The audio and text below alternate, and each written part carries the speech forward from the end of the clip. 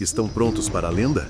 Mas antes, se inscreva agora no canal Lendas do Corvo, ativa o sininho e deixa o like. Porque o que eu vou te contar, ninguém teria coragem de escrever, muito menos de viver. E se um dia você pisar em terra que parece respirar, corre. Me chame de louco, de alucinado. Dizem que eu vi coisas que não existem. Mas hoje à noite, quando a luz se apaga e o mundo se cala, eu sinto o cheiro da lama subir pelo chão frio. Eu ouço o mesmo som. Slap, slap. Como passos molhados caminham por dentro da minha mente. A lama, ela ainda me observa. Meus braços ainda carregam as marcas.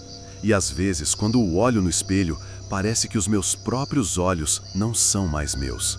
Ela veio me buscar. Eu escapei por pouco, mas todo mundo que ficou, sumiu. Se você acha que tudo que existe pode ser escavado, catalogado, vendido, tá enganado. Tem coisa debaixo da terra que não quer ser tocada. E foi por não respeitar isso que eu conheci em Iacambá.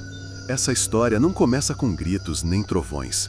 Começa como qualquer outra tragédia real, com um contrato assinado e um erro que ninguém vê a tempo. Era para ser só mais uma obra, mais uma escavação entre tantas. E quando você trabalha com solo, sabe que o chão fala com quem sabe ouvir. Mas naquele lugar, o chão gritou. Meu nome é André Dias, operador técnico há quase 20 anos. Fui chamado para supervisionar uma escavação no município de Lábrea, no Amazonas. Projeto novo, solo rico em argila vermelha, o tipo raro que eles usam em produtos caríssimos na Europa. A empresa era estrangeira, grande, dinheiro não faltava. Prometeram bônus diariamente em dólar, tudo documentado. Só havia um detalhe. A área tinha sido adquirida recentemente e os ribeirinhos chamavam o lugar de Iacambá. Na época, esse nome não me dizia nada. Cheguei lá numa segunda-feira nublada.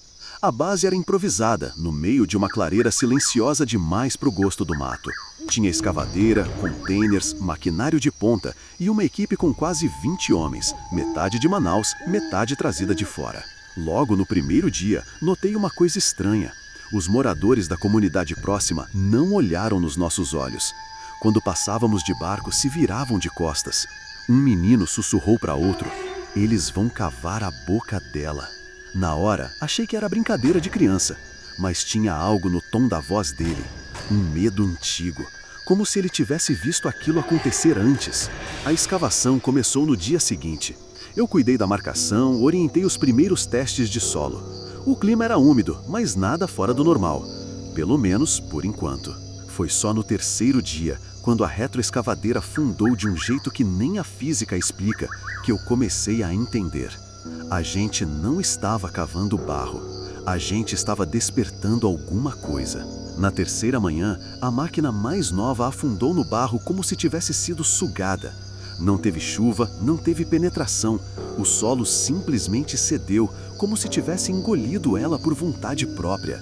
A gente perdeu 2 dias tentando tirar aquilo do buraco. Nada feito. Quando consegui puxar, parecia ter sido mordida. Depois disso, obtive as sugestões. Um dos operadores mais velhos, o Paulão, falou baixo enquanto limpava as mãos de lama. Esse lugar não é solo, é cova. E tem nome. Foi aí que eu ouvi pela primeira vez alguém repetir em voz baixa: Iacambá. Pedi para explicarem o que era. Ninguém respondeu. Um desviou o olhar, outro negou que não ouviu, até que um ajudante novo, aqueles que ainda não sabem o que deveriam ou não falar, sussurraram. Iacamba é o nome antigo do lugar. Terra de barro vivo. Barro vivo? Querido, meio rindo. Essa é o André. Barro que lembra. Disseram que antigamente os moradores evitavam passar ali até mesmo de canoa, que o chão era traiçoeiro, que gente sumia. Mas com o tempo, esqueci. Até a empresa chegar e comprar o terreno, a mata já tinha feito tudo. A equipe continuou o trabalho, mas o clima mudou. Trabalhadores começaram a faltar. Um deles foi embora durante a madrugada, sem avisar. Deixou só um bilhete riscado num pedaço de papelão: "A lama anda de noite." Eu queria achar que era só folclore, só medo de mato. Mas toda superstição nasce de alguma verdade enterrada. E nós estávamos cavando cada vez mais fundo. Na manhã seguinte, a terra foi inaugurada de novo, mas dessa vez levou alguém junto. Aconteceu às 3 da tarde. Sol alto, motor ligado, todo mundo trabalhando. Do nada, ouvimos o grito. Era o Toninho, o mais novo da equipe, rapaz calado, trabalhador. Corremos até a escavação, mas ele já não estava mais lá. Não havia som, nem tremor, nem penetração.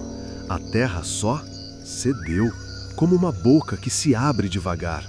O buraco era fundo, redondo demais para ser natural. Lá no fundo, uma lama preta borbulhava, espessa como sangue misturado com cinza. Tentamos descer com corda, mas não deu. O solo em volta era fofo, como se respirasse. Não dava tração, não dava apoio. Era como pisar sobre os músculos vivos. No final da tarde, chamamos reforço da empresa. Disseram que Toninho caiu em área assustadora e que a culpa era do clima. Mas à noite, o corpo voltou. Achamos ele deitado na margem de um igarapé raso, a quase 1 milha dali. Ele estava nu, em posição fetal, com a pele completamente ressecada, como se tivesse sido assado por dentro. O rosto intacto, os olhos secos, duros, como se fossem vitrificados. O laudo médico alegou desidratação severa, mas ninguém explica como ele saiu de um buraco fundo e apareceu do outro lado do acampamento, deitado, limpo, com a pele estalando feito cerâmica. 2 homens pediram desligamento na mesma hora. Paulão, o mais velho, só disse uma frase antes de ir embora: quando a terra engole sem mastigar, é porque ela quer guardar. A partir daquela noite, ninguém mais dormia direito. A mata era estranha. Muito silêncio. Nem grilo, nem sapo, nada. Só um barulho baixo vindo do solo, como um ronco molhado. Foi nesse ponto que eu entendi. A gente não estava mais no controle da escavação. A gente estava a escavação. E foi ali, no meio daquela lama silenciosa, que as pegadas chegaram a aparecer. Não no barro, mas dentro das barracas. Naquela noite, eu não consegui dormir. Nem pela morte do Toninho, nem pelos olhos secos olhando para mim do igarapé. Era por outra coisa. Era a sensação de que eu não estava mais sozinho, nem mesmo dentro da minha barraca. A primeira vez que vi foi quando acendi a lanterna para pegar minha botina. O chão estava molhado, normal, por causa do sereno, mas bem no meio do tecido da barraca havia uma pegada. Não na lona de fora, não do lado de fora, dentro. Uma pegada lamacenta, pequena, pés descalços, 3 dedos longos, como raízes humanas. No começo, achei que era algum erro, alguém pisou antes, sei lá. Mas na noite seguinte, foram 3 pegadas, depois 5, e no sábado, a marca de uma mão, aberta, grande, com os dedos tortos. Toquei, ainda estava molhado. Comecei a dormir com a lanterna no peito e a faca do lado. Pior era quando eu apagava tudo e ouvia o barulho. Um som molhado, como se alguém pisasse em barro fresco, girando o calcanhar, devagar. Desleixo, desleixo, desleixo. No começo, consegui que era só comigo. Mas aí um dos técnicos me chamou de canto. Disse que a rádio estava ligando sozinha, transmitindo vozes que ninguém entendeu. Vozes femininas, murmurando no canal de emergência. Outra operadora, que dormia a 2 contêineres de distância, apareceu com marcas nos pés. Disse que sonhou com alguém puxando ele pela perna, mas achou que era só pesadelo. A empresa mandou aumentar a segurança, mais luz, mais homens. Mas a luz não segurava nada. Como câmeras de vigilância, paravam de gravar entre 3 e 4 da manhã, exatamente no horário em que todos os sensores de presença ativavam ao mesmo tempo. E quando voltavam, havia sombras registradas perto das barracas, mas não sombras de homens. Eram finos demais, longas demais e estavam todos cobertos de lama. No domingo, antes do café, uma senhora da vila vizinha me chamou com a mão. Eu segui, e o que ela me contornou naquele alpendre velho mudou tudo. O nome dela era Dona Isaura. Morava numa casa de madeira antiga, cercada por erva secando em varais e olhos de cachorro que não piscavam. Ela me chamou sem dizer uma palavra, só com um aceno firme da mão. Sentamos num banco torto e por alguns segundos ela só me olhou. Depois falou sem desviar os olhos dos meus. Você está tão confuso com barro que tem memória, seu moço. Fiquei quieto. Ela continuou. Essa terra onde estão cavando é lama viva, antiga, muito antes da firma, muito antes dos brancos. Aqui era lugar de lamento. Mataram mulheres aqui, enterraram elas vivas, com os olhos abertos. Gente que veio de canoa, queimando a aldeia, jogando o corpo na vala. Ela parou, respirou fundo, mas uma não morreu. Meu corpo gelou. Dizem que ela foi enterrada com a pele cheia de cipó, que o barro colou no corpo dela como se fosse casca, e que ela jurou: quem tirou essa lama ia devolver cada gota de sangue com a própria carne. Disse que o nome dela foi esquecido propositalmente, mas o povo mais antigo chamava de Iacambá. Aquela não era só uma região, era uma presença, enterrada, silenciosa, esquecida à força. Antes de eu sair, ela me deu uma folha de folhas secas, mandou queimadura dentro da barraca. Eu nem pensei em sucessão.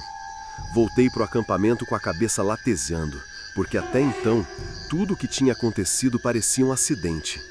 Mas agora eu sabia que a gente não estava sendo apenas assistida. A gente estava sendo cobrada. Na manhã seguinte, a escavadeira nova travou no meio da abertura principal, e do centro da terra, alguma coisa começou a subir. A escavadeira ficou sozinha, sem falha no painel, sem alerta de pressão. O motor simplesmente travou. E então começou a afundar, devagar, como se mãos invisíveis puxando a máquina pelo pé. Corremos para cima do buraco principal. O solo ali parecia vibrar, borbulhava, mas não com água, com lama, densa, preta, quente. E foi quando ela surgiu. Primeiro veio o braço, comprido, magro, coberto por uma crosta de barro rachado, como cerâmica queimada. Depois, o tronco. Parecia humano, mas não era. A coluna era torta, os ombros deslocados. E os olhos?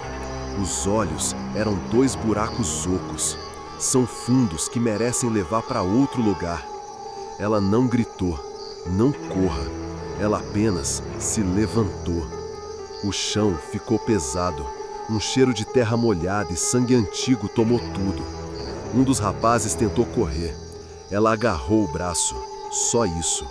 E quando a ponta dos dedos tocou o trilho de aço da escavadeira, o metal cortado, simples assim, como se fosse vidro.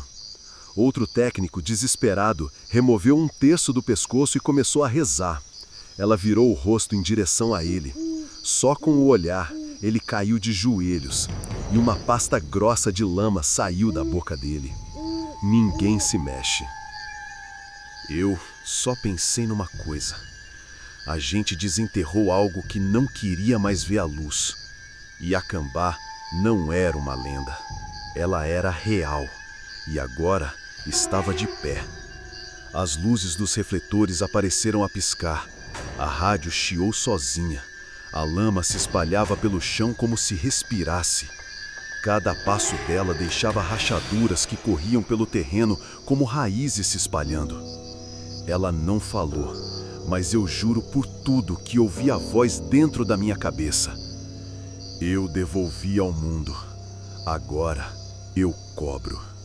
A correria começou quando o primeiro container afundou.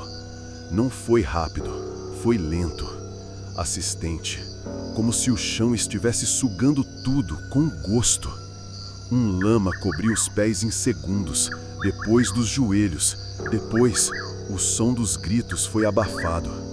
Eu tentei puxar o Márcio, um dos eletricistas, mas quando agarrei o braço dele, só sobrou um macacão. O corpo foi puxado com força, como se tivesse sido engolido por algo faminto. Corri sem direção. Gritei, mas não ouvi a resposta. A luz dos postes tremia. O céu ficou avermelhado, como se a floresta inteira soubesse o que estava acontecendo. Enfiei a mão num alçapão de emergência e me tranquilizei numa torre de monitoramento. Lá de cima, vi a Clara desaparecer. A lama se espalhou como se tivesse consciência. Não era líquido, era vivo. Contornava os objetos. Escolhe o que levar. E tudo que tocava, rachava, estalava, se desfazia. A última coisa que vi foi ela, parada no centro, olhando para cima.